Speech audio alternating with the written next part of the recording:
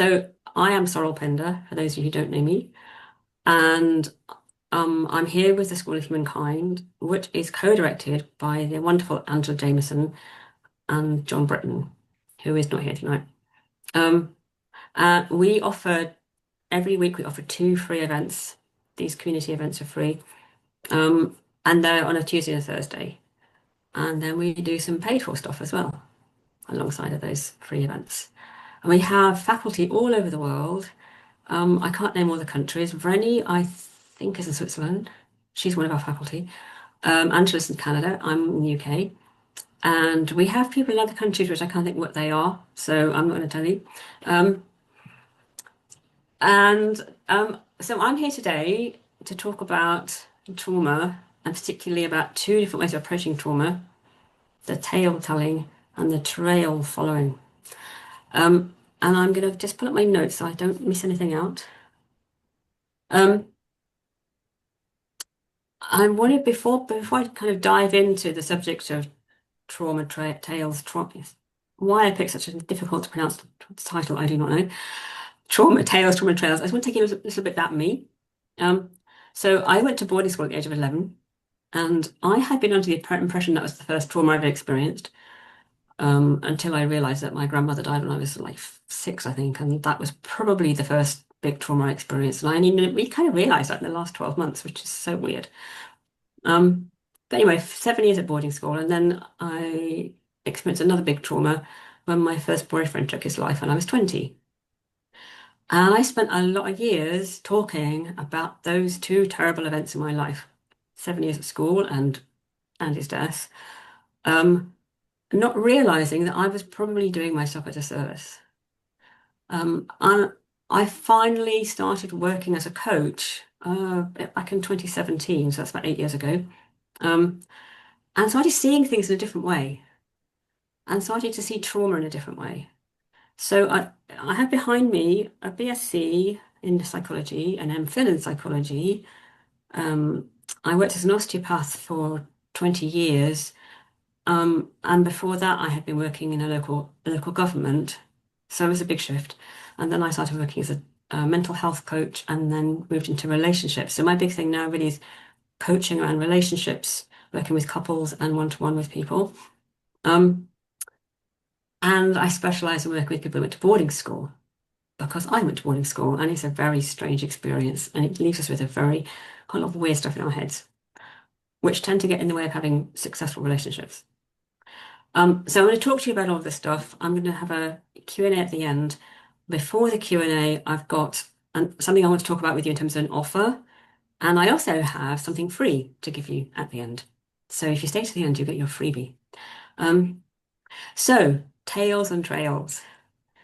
So as I said, and I know I'm not the only one, I know a lot of people will spend a lot of time bending your ear about the awful things that happened to them, whether that was last year or in their childhood or when they were in their early 20s or something, which is what I did. I lost two friends. And I think the first one, I'm pretty damn sure I lost her because I wouldn't shut up about the suicide that happened. And it was really fresh at that point. The other one, I'm not so sure. But I was probably a pretty boring friend by that point. Um, So it can lose you friends, which is maybe less important, but what happens is it reinforces all the neural pathways. So if you think about the pathway that leads from the memory to the emotions you experience when you revisit it, as it were, you're constantly reinforcing that pathway. Now, I'm not saying that talking about it has no merit at all. I wouldn't want to say that. Um, there is the possibility of finding new meaning, which can be valuable. And the great trauma specialist, I can't even pronounce his name, Bessel van der Kolk, talks about how the healing is complete when we have constructed a new narrative. And what that means is traumatic memory tends to be very fragmented. So it's all in little pieces and they don't really add up to a coherent picture. But once you've constructed a coherent narrative, which starts at the beginning, goes through the middle, and comes to the end, then he would say you're healed. And maybe in some respects that is true. And I definitely see the merit in having that coherent narrative because it takes the worst thing about trauma is when it feels like it happened yesterday. So that's characteristic of PTSD, that you have these memories and they feel really vivid and as if it's happening now. I can remember on the 35th anniversary of my boyfriend's death, suddenly, for no apparent reason, it felt like it had happened yesterday. And I was went into like a mini breakdown, which luckily didn't last very long, but it took a little while to get over that. So that was it was a life cycle thing. I had a friend of it explain it to me, but moving beyond that PTSD type memory where it feels really present into a place where you can put it in the past. It's kind of it's like you filed it, and he doesn't have that emotion attached to it anymore. That's so important. And I got there with EMDR, which is eye movement desensitization and reprocessing. So that's the upside of the tale telling. The other part about the upside is it really only works well when there's presence and agency. So you've got to be present to what you're feeling in your body rather than trying to push it away. So I think I spent a lot of my life telling the story and still trying to push the feelings away. And you've got to have some intention in there. And I know people who will just sit you down and just talk at you for 2 hours or longer if you give them a chance, repeating the same thing they've been telling you for the last 3 years. A friend of mine went through a divorce, which has started in 2019, and she has moved on a bit, to be fair, but she's still talking in the same way she was talking back in 2020. And just as like a one special case here, which is when you revisit the injuries in your present relationship. So the person who will bang on for the umpteenth time about what happened 10 years ago or 20 years ago, which is what my ex-husband used to do. I'll tell you, that's a really good way of bringing about a divorce. So, but that's a special case. So I want to move on to the trail thing. So what I talk about is trailheads. I have to say, I have to admit, I did not make this up. I borrowed it from somebody else, and I cannot remember who I borrowed it from, which is terrible, really. But the trailheads are the feelings and thoughts that we have when we're triggered. So I have a lovely example of a trailhead, actually, which is a little embarrassing to talk about, but I'm going to talk about it because it's such a good example. So I met my partner in 2020, not long before the lockdown, actually. And when they lifted the lockdown, he decided he was going to visit his friend who lived down in Hampshire. And he turned up at my house on a Friday. He used to come on Friday and go home on Monday. He turned up at my house on Friday and said, well, you've got your training this weekend. I'm going to go and see Peyton tomorrow. And I said, no, you can't. And I didn't say no, you can't, but I kind of wanted to say no, you can't. And I had this extraordinary feeling of abandonment. And I sobbed through half the blooming night. It was awful. And I thought, what the hell is going on here? Why? And I had this really strong reaction. So, of course, it was a perfect, perfect to dig into, to understand why it was such a strong reaction. And of course, I went to boarding school.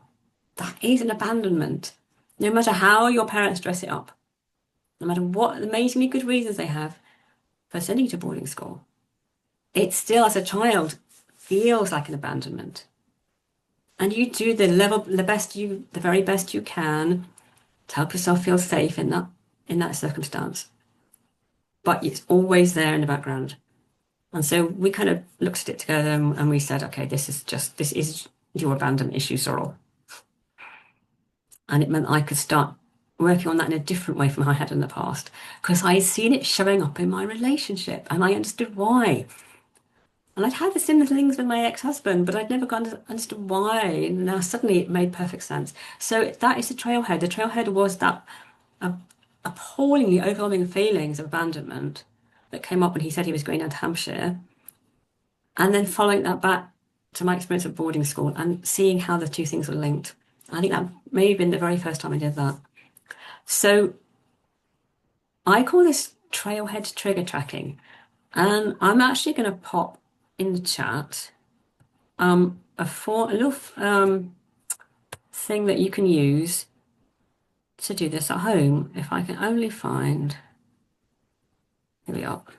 So this is a little PDF which you can download. And that will be, it's just a kind of process you can go through. Actually, that was a free gift that I was going to send you at the end of the call. You got there quickly. So See, the best laid plans never, they always go astray, don't they? Um, so please don't open it now because it, but feel free if you open up and later on you think, I have no idea what you're doing talking about here, Sorrel, you can just drop me a line and I'll explain it to you. So here we are, we're connecting our present difficulties in our relationships to childhood or maybe early adulthood trauma. But the really important part of all of this is it's not just about things like my abandonment issues, it's also the things that we get wrong. I don't know. And the things we get wrong are things like having to be right all the time and having to show your other half that you're right and they're wrong. And actually, sometimes you probably are. But does he or she need to know that all the time? Um, and so I'm training to work with couples, nearly finished. I've submitted my case review. I'm just waiting to hear from the assessor. Um, so Terry Real, who runs this couples therapy training program, says, in a marriage, the answer to who's right and who's wrong is who cares. Now, it may be important, if your other half is about to step out of a bus, it's probably a good idea to say, hang on a second, there's a bus there. You can make it very clear that you're right and they're wrong, he's wrong, or that she's wrong, if they're not seeing the bus. Well, that's highly likely to be the case, but anyway. But when it comes down to sort of little questions of like, um, should you put Tomo right on the roses? Sorry, that's entirely random. I was looking at my garden. If he wants to put Tomo right on the roses, just let him. You don't have to go and say, no, no, no, that's the wrong thing. We should be using something else. Um, because why cause a major upset with your other half about how you feed your roses, for instance? But the thing about being right is it usually starts in childhood, and it's not peculiar to boarding school survivors. People who went to ordinary day schools also have a tendency to want to be right. It's one of the commonest losing strategies. And there are 5 losing strategies. I might as well just run them through with you briefly. There's needing to be right. There's needing to be in control. Actually, I'll drop this in the chat later on. Needing to be in control. Unbridled self-expression, which is that whole thing like, I can't hold anything in. You have to have all of my feelings now because they are so overwhelming for me that I have to dump them on you. And that could be anger or it could be upset. And it's kind of the opposite of like, I'm going to freeze you out and have nothing to do with you, which is the 5th losing strategy, which is withdrawal. And the 4th one is retaliation. So that retaliation could be anything from saying something really nasty to be hurtful to physical violence, or it could be something indirect. I heard of a case of a woman who cut the sleeves of all her husband's shirts. I have no idea what he'd done to deserve that, but it's kind of direct and indirect, isn't it? Because she didn't hurt him directly, but she hurt him indirectly by cutting the sleeves off his shirt so he couldn't wear them. So the really important part about all of this is that all of these characteristics are part of a survival personality. So we've all done this as children. Even if we had really wonderful parents, no parents are perfect. There are always going to be times when things went a little bit pear-shaped at home and you had to do things to keep yourself safe. And it wasn't that you sat there and thought, no, what can I do now? I know, I'll show them how right I am. But you may have discovered that being right was a really good way of keeping yourself safe. So you got good at it. You got good at arguing your case. Maybe, and I've come across people who went to, say, Oxford, and they're really good at winning the argument. And it never seems to occur to them that sometimes you can just back off and not impose your worldview on everybody else. I had a friend who, he didn't go to Oxford, but he was so determined to convince me and my ex and his wife that it was a good idea that we invade Iraq. And he spent a lot of time arguing his case, and then about 6 months later, I was wrong. Which actually, I was quite amazed by he actually could say that he was wrong. So good, good for him. Anyway, But these are things that we develop as adaptations in childhood, and they come with us into adulthood because we're not really aware of what we're doing. We're not sitting there thinking, oh yes, I started this when I was 8, because it's just there. It's like become part of your character, and it almost seems like who you are. And it's really important to recognize that it isn't who you are. Who you are is deeper inside. It's more like a shell that you've created from mask to keep yourself safe. And it comes out in our relationships in adulthood. And it comes out with our partners and with our children and with sometimes siblings and parents. And when you become aware of that and you decide to change it because you realize that you don't want to carry on doing that behavior anymore, tracking it back to childhood and understanding why you started doing that. So the classic question would be, so when did you first feel the need to do that in your life? And the answer is usually something to do with parents. Like the man who lied about every time he made a mistake, he'd pretend that it wasn't him, it was something else that stopped him doing whatever it was he'd not done. Because his father had been so controlling, he had to lie to keep himself safe, and then he's just come baked into his character. So then his kind of challenge now is to not lie and to be honest and say, I'm sorry, I forgot the bread. And rather than saying the shelf was empty, for instance.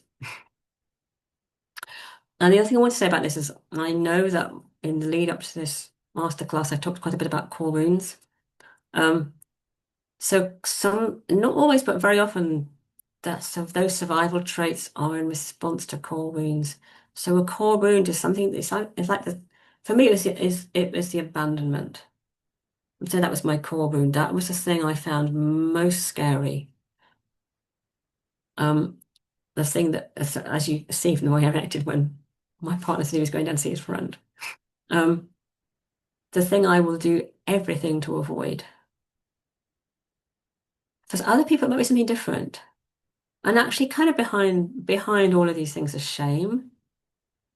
In a way, the core wound for almost anybody is shame, because the way we think about ourselves when we experience those things like abandonment or rejection or whatever is shame. And when you start to deal with the shame, you can make amazing progress. So I've got a few minutes left, and I want to talk to you a little bit about post-traumatic growth. Um, I didn't know this was a thing until I met my partner, which is kind of funny because I was the one who was doing all this stuff on trauma.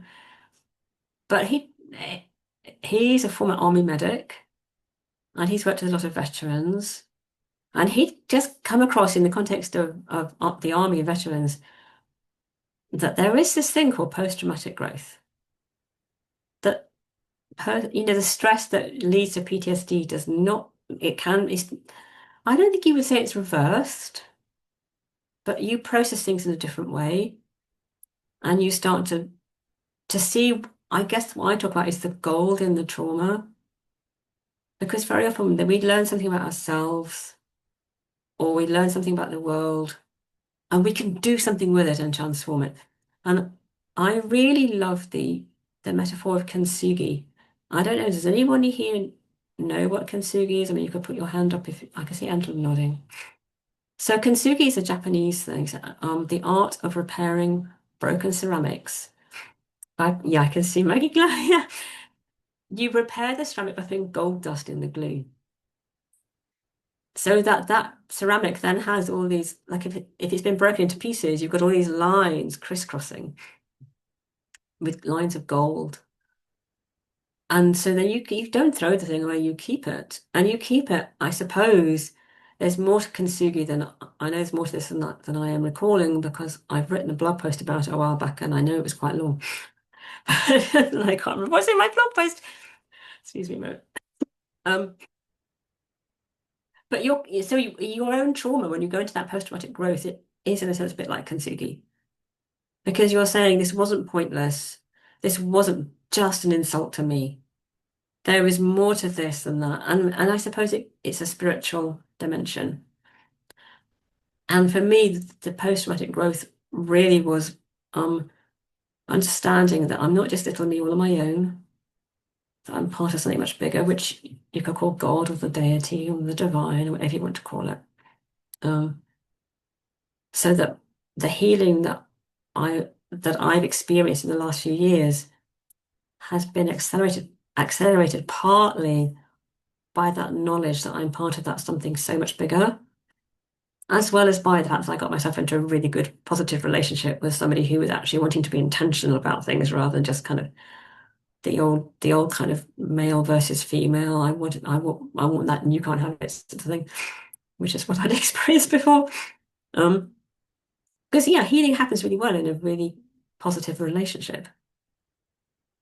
And yeah, I think sometimes people find they're much better off being on their own because they were in such a negative relationship before. Um, so yeah, so post-traumatic growth, and you realize there's more to you than you had understood before. You discover things about yourself that you didn't know were there. And you take that trauma and you turn it into something different. So like that kintsugi thing. So I absolutely rushed through this and it's only 23 minutes past. So I'm going to talk to you a little bit about the thing that I'm wanting to offer you. So usually when I do these webinars, I have something I'm wanting to offer and then I base the webinar on or the workshop or the masterclass or whatever on what I want to offer. But this time around I thought, oh, what can I do that would be really relevant to this particular masterclass? So I've done it back to front. And I thought, something that you could take away to use at home to if you want to do some of this work and it's of kind of following those trails back to the past and some of those early stages of trauma healing or some aspect of trauma healing. And I thought, yeah, every time I create a course, an online course, probably two-thirds of the people they don't get past the first couple of modules. In fact, probably one-third don't even start it. And I know I've got courses I've never opened. Um, and I was lucky to do an email course recently with a woman who helps people write emails. That's quite funny. And every day there was an email from her and it said, this is your task for today. And I thought, oh, this is interesting. Because it meant I was kept in the zone for those, and it was 21 days. So I thought I'm going to do the same thing. So I've created a 21-day email course. It doesn't have 21 big emails because I think that would be too much. So for each of the 3 weeks, you get two longer emails. And then in between 2 days and then the other 2 days, you get short ones, like kind of like maybe 4 or 5 lines max. I think some of them are only 2 lines long. So they're just there to kind of keep you in your center of your mind. So you're not kind of going off somewhere else before you get to the next longer email. On the seventh day, there's no email. It's kind of a day of rest. And you can just stop thinking about trailhead trauma tracking. Um, and the big thing in this is about self-compassion and curiosity. Because it's really, really tempting to beat yourself up about things that you feel like you got wrong. And it puts a lot of emphasis on the fact that that child part of you that started doing these things did it for a reason. It was a good reason, and it was your own wisdom that made you decide to be right all the time, or to try and be in control all the time, or whatever it might be. Um, so I priced it at £17, and because you are here today, I'm offering it to you 50% off. Sure, it's at £8.50. And I'm going to put the link in the chat. Um, I never sent that other thing before. Okay, hang on a sec. So this is the link if you want to sign up for it's called the Journey Home. 21 day email course for those who experienced early loss, separation, or abandonment. So it is really a focus on people who experience some kind of separation, and it could be emotional abandonment. You probably didn't go to boarding school, and you may have had your parents with you the whole time you were a child. But if one of them was always at work, or was an alcoholic, or just was really shut down emotionally, they would not have been available to you emotionally. And so that will be experienced as a sort of abandonment. Um, does it? Yes, it does, Rennie. It's not. This isn't specifically for people who went to boarding school. Um, does it work for other kind of trauma? As in, depends what kind of trauma you're talking about. Um, it wouldn't probably work if the trauma had been that you were in a massive car crash. But if you're in a massive car crash and your uncle was killed, and you were very close to your uncle, for instance, then yeah. So if you, it's yeah, it includes loss, so it includes bereavement. Um, okay. I didn't set it up for that, and I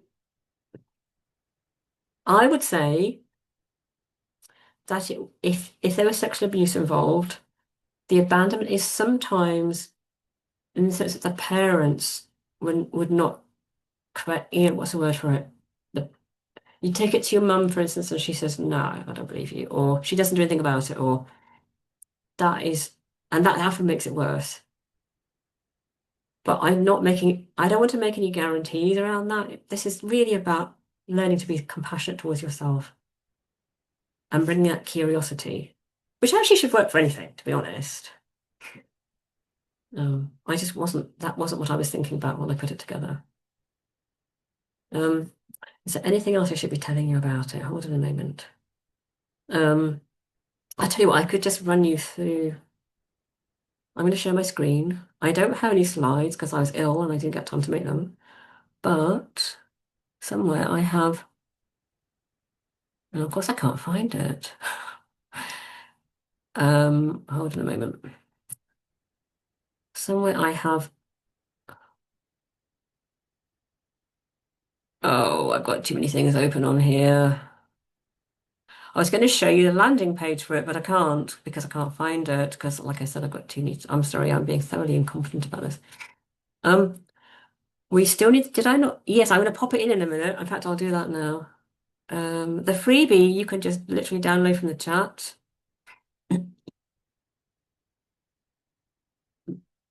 So here's the freebie. If I press send, no, oh, I'm pressing send and nothing's happening. There it goes. So, perhaps you could move on to questions. Does anyone have any questions? Maggie, set your hand up. Yes. It is. I've just turned my mic off. I made some notes as you've been chatting. And something that I was quite interested in was when you mentioned core wound. Yes. And I've written down abandonment, rejection. And I put is shame. Can you say a little bit more about core Yeah. wound? I was a bit, Or is it a yeah. bit too? No, it's sorry. It's just I'm trying to do it in a short space of time. Um, the core wound is the thing that hurts most deeply, where the pain is most intense, the thing we're most likely to shut away and not look at. And one of the bravest things we can do is to sit with it. And what I was kind of saying is that so the abandonment is what happened, isn't it? Um, and bereavement is what happened, or rejection is what happened. And if usually, not always, but usually, our emotional response to that is shame, because like, oh, what's wrong with me? Why? Like when you go to boarding school, the classic thing is you think, well, what did I do wrong? Why don't they want me at home? Well, I must have not been good enough just for them to keep me at home. Even children who are abused will think it's actually safer to think that you're the cause of the problem than your parents. Because if your parents are bad parents, you cannot do anything about it. But you can change who you are, or you can change your behavior to try and so we end up becoming people pleasers in that situation, don't we? So, so shame is often that deepest wound. And in a kind of, I've seen a representation of emotions and shame is right at the center. Does that make sense now, Maggie? It does. It makes perfect sense. The only other thing I made a comment on as well was post-traumatic growth, which I've not heard before. So that really interests me. But the way that I think I I have sort of been doing this over the only the most recent years, is when something goes wrong, instead of concentrating on what went wrong, I try and find a positive in it and look for, something Mhm. good out of that, or I try and learn a lesson out of it. And I think that's a similar sort of thing, I Yeah. think. Yeah. I mean, to be honest, the post-traumatic growth is really about becoming our mental health improving after the trauma. Sometimes the change that happens is almost a result of the trauma. Like if you Yes. hadn't had the trauma, you would never have gone there and you'd still be your same boring, not you, we'd still be our same boring self that we were, Yes. before the trauma happened. Yes. So yeah, so you end up being, I don't know, deeper, more interesting, more engaged, more agency, all these sorts of things. Yes, no, that was just another interesting. I've pulled a lot of interesting points out from what you've said. Even your trailheads. It's not something I've ever thought about before, but yes, it's there, and it's nice to be able Yeah. to identify it and suppose give it a name as well. Yeah, and actually giving it a name is really helpful. And giving it a name is that you know that you can have it. Mm. And actually you've only just said more compassionate, and that's really important. Thanks for that, Renee. And more compassionate to ourselves and to others, maybe. Yeah. Actually, one of the boarding school things, which is quite interesting, is that a lot of people went to boarding school. They don't really have any problems in their life until they get to their 40s or even their 50s. Or they're not thinking of those problems. They're just kind of bumbling along, thinking everything's kind of all right. Um, and then there's something happens. There's a major crisis. And maybe the wife leaves them because she's not, very happy with the emotional connection. Um, or maybe something goes wrong at work. And then they start trying to understand what's going on. I should say we really, because this happened to me. Um, and that's when the post-traumatic growth happens. So it's been triggered by a present trauma. But actually, if you hadn't had the present trauma, you'd never done the work on the past trauma. You'd have just carried on. And I talk to women sometimes who say, yeah, my husband's in his 70s and he doesn't think there's anything wrong, really. It's me that knows that there's something wrong. Can I ask another question? Go on, Maggie. Your email course that you're doing. Yeah. I'm sure I've got a few friends that would benefit from it. Is it something that you would like to broadcast? Is it something that they could? I Yes. know you mentioned you're recording this, maybe watch this, or is that Yeah, something that you're absolutely. going to do, or is it just solely an offer for this little group here No, you today? can share it with your friends, that's fine. I don't mind Right. at all. Okay. Yeah, I just want more people to do the course because it's the first time I've done it. So it'd be great to Yeah. get some feedback as well from people, what they think of it. Yeah. So yeah, please, that would be great. Angela, did you unmute yourself for a reason? Yes. So one thing I always, the more we talk about trauma, and parenting, I always just go, man, how am I screwing up my kids? Because it's apparently going to happen, right? But when I look at it, I kind of think we have to also keep in mind it's a balance because Mm. some children are wired to be really sensitive and they Mm. might take your suggestion really hard. And that's a trauma that's doesn't maybe happen for the next kid who is really confident and says, whatever, I'll deal with it. So it's an interesting concept, trauma, um, that it's maybe a step of it is also responsibility for how you took it. And Yeah. I'm not minimizing the trauma of boarding school because I haven't been through that. And having that in your face every day has got to be horrible, that you're not at home, you're not with your parental units, even though we will Mm. also traumatize you apparently in different ways. But it just hit me as you're talking because I was going, how am I traumatizing my children? And maybe the best thing we can teach our children is resilience and Yeah. how they deal with whatever comes in in their world, because we can't control that. We can't control how they take what we do, even though our intentions might be for the best. So that made me think we need to just teach kids how to deal with whatever comes their way. I think that's part of it, Angela. And I think also the other thing is that we can teach children through our own interaction with them about the process of repair. Yeah. So in a relationship, hopefully, if things aren't going terribly wrong, you move from harmony to disharmony through repair and back to harmony. So I know that my parents they went from sort of raging rows to being okay with each other again, but I never saw them repair. So I Ah. had no idea how they did it. It's like, why did you not demonstrate to me and my sisters how you repaired? Because all I saw were these blazing rows, and then suddenly you were like lovey-dovey. It's like, well, how did that happen? And so, there's that side of, modeling for your own children how you and your husband or your partner repair. And then there's the repair that we do with our children. Like I can remember realizing that every time I got angry with my children, I'd say, "Oh, I'm really sorry, but if you hadn't there, Yeah. and then I thought I shouldn't be saying that. I should just be saying sorry because I had overstepped the mark. I can see Mm. Rennie grinning. That's so hard. This is such a hard thing to learn, right? Yeah, it Yeah, is.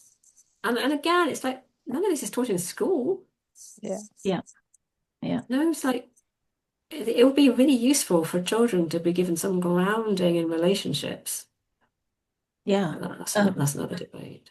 Another thing that you said was, how you're telling the story and how that was keeping the trauma alive for you, Mm. but also maybe affecting your relationships. But Yeah. and then your point of when it works well is when you have presence and agency. So it's really keeping in mind how you feel when you are telling the story. Yes. And Be- why? Why yeah, am I telling why this you're story again? yeah. No, I thought Yeah. that's a huge difference because our stories are our history. So of course we need to tell them because they're sort of what makes us us. But if it Mm. triggers something that's negative, then it's the first clue that it's not healed. But if you can Yes. tell to teach or you tell to inform, then that's different than telling and feeling that. And you can feel when you go into that, it does come from shame, as you mentioned, like you don't want to tell it because it's shameful or trigger something. So I thought that was a really good point as well, just to keep in mind, how do your stories make you feel? Yeah. One of the things in that trigger tracking thing, trailhead trigger tracking, is about the meanings that we give.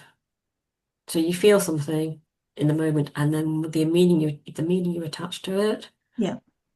And I can remember with my ex, the meaning was all about how awful he'd been to me.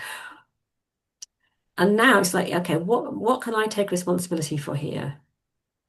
It's not just actually we very rarely fall out, which is really quite wonderful. But there are times when things get a bit difficult. And it's like I remember the day when I realized that when he goes quiet, it's not because I've said something wrong. It's because he's just feeling a bit irritable. And that was such a huge shift because all of my life I've been thinking that when the man goes quiet, it's because I've said something wrong. I've not done something I should have done, or And then you got to say more. oh, Graham, thank you for coming. And you're aboard. Okay, brilliant. Thanks for coming along. And there'll be some emails with more stuff in, so hopefully see you there.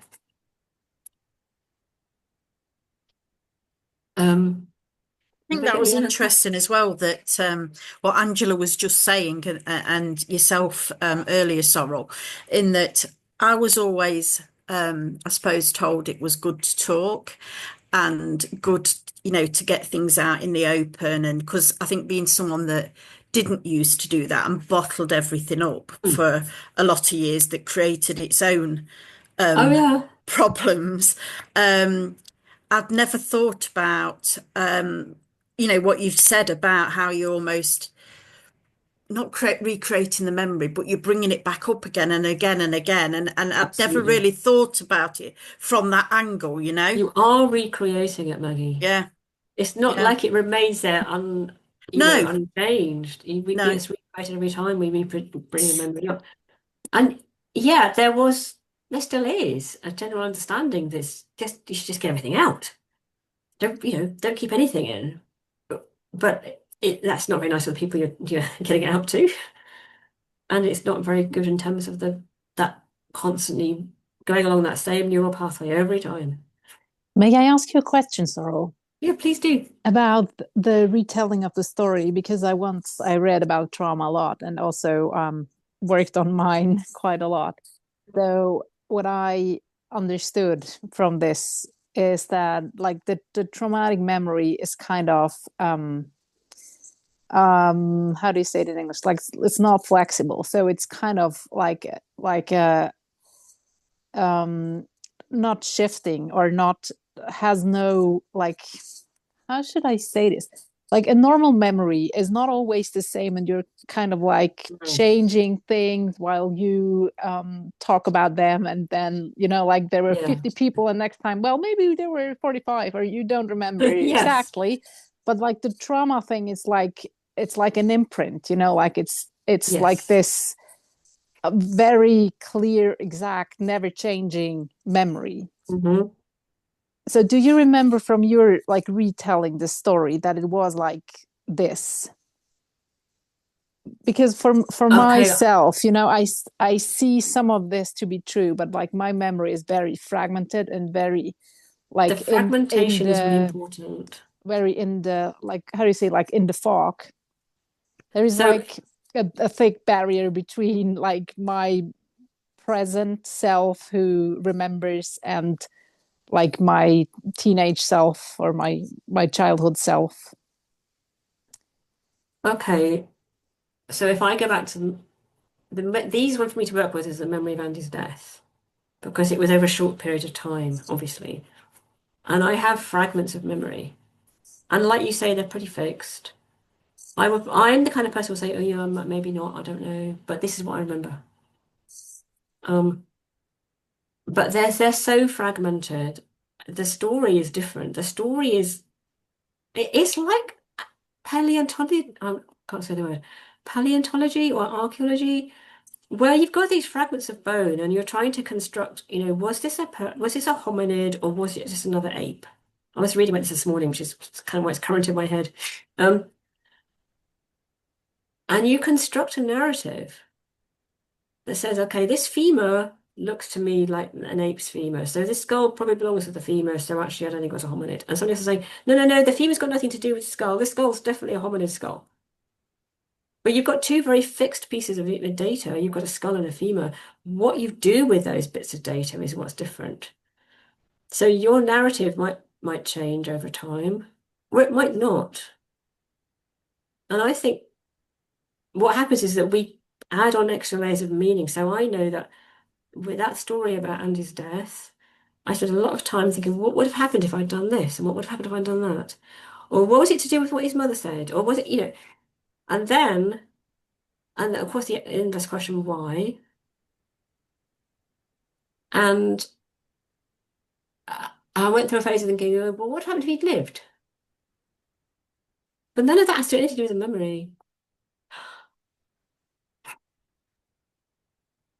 It has to do with what my brain is doing with the memory. And maybe that's the difference. Does that make sense? Yeah, sorry, I was I interrupted know by my you were. brother. I saw that.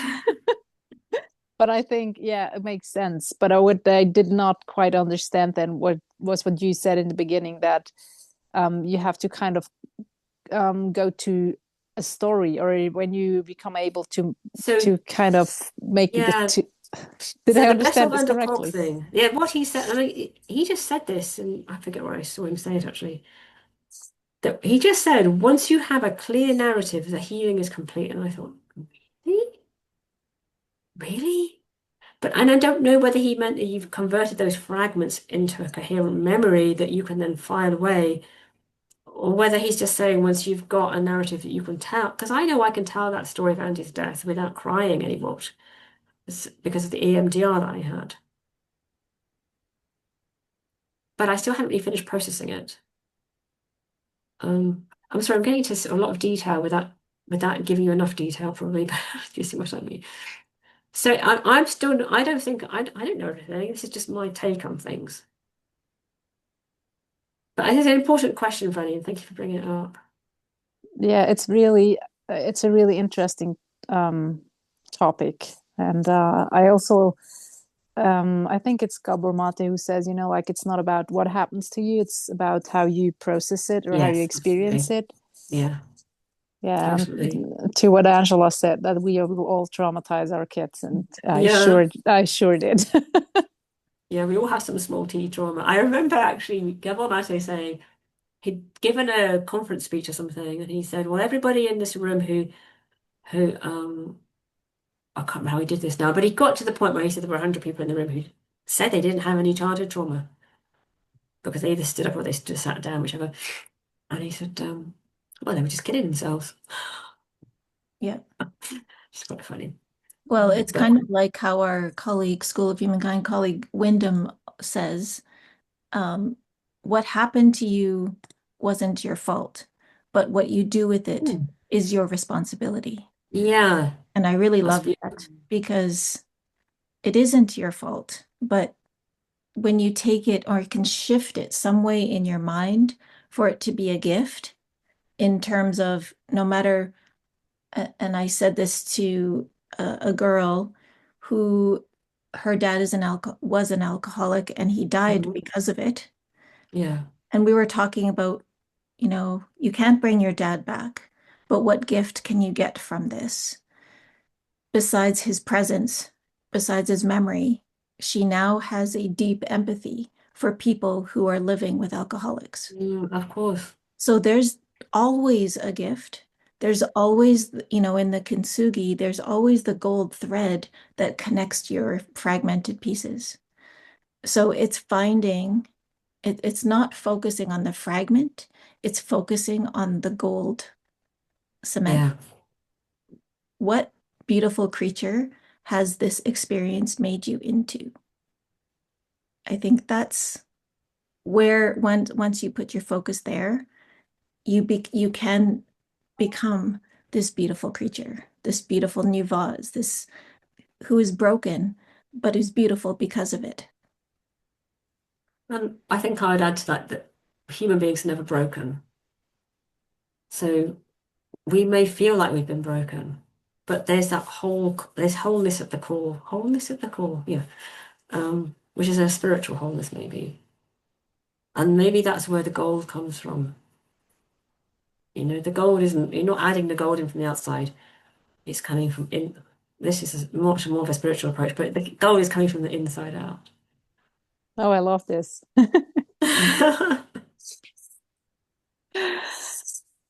Thank you, Sorrel. I'll have to leave as well. I have to feed my kids. Well, thank you for coming. It's great to see you. Yes, it's been really good. I've really enjoyed it, Sorrel. Thank you. And I'm definitely going to share it because I think, and I don't know about the other ladies, but I know some of my friends have got lots of issues, but don't really want to talk about them and discuss them. But maybe something like that, your course will give them the confidence to maybe reach out Yes. for more help. Or so I'm gonna put it on my Facebook because I think there'll be some of them that could benefit from it. Great. Because Yeah. that was kind of what I was thinking is that some people, they're not going to come straight for coaching. They No. need to kind of come in gradually. Yeah. Yeah. It's fairly non-threatening. Yeah, it is. It is. I've really enjoyed it. Thank you, Sorrel. Thank you for It's given coming. me a I'm lot to so think glad that you about. came today. For you other ladies, I've had two appointments with Sorrel and I put them both down on the wrong days at the wrong time. So It's just what I'm going through at the moment, perimenopause or whatever it's called. I'm just as organised as I am. I'm organising it for the wrong days and times. So I did think it was tomorrow night, but then our meeting today, at the end of it, Sorrel said, "You're still coming tonight?" And I'm like, "Tomorrow?" I hear you, sister. I think we're all going through the same boat. It's like I always tell people I'm doing parallel lives. It's like, oh, this other Angela is doing that. Oh, that it's at the same time as what I was doing. That's great. That is exactly what it's brilliant. I love like it. for me in the minute. So I've enjoyed it, ladies. So thank you very much, and hopefully we'll cross paths again. It's Yes, been nice to lovely. meet you. Thanks for Yeah, coming. come to Okay. some of these events. Yes, I shall look Yeah, out for do. them. Thanks a lot. Bye. Bye. Oh, right then. So is that our unceremonious end? Because Yeah. Jenny knows how to find us. But I guess for those who don't, you can always check out our website, www.schoolofhumankind.com, and then /events will take you to all these wonderful events that Sorrel, yours are always very well attended. I love the information you bring. It always gives us a lot of stuff to think about. So thank you very much.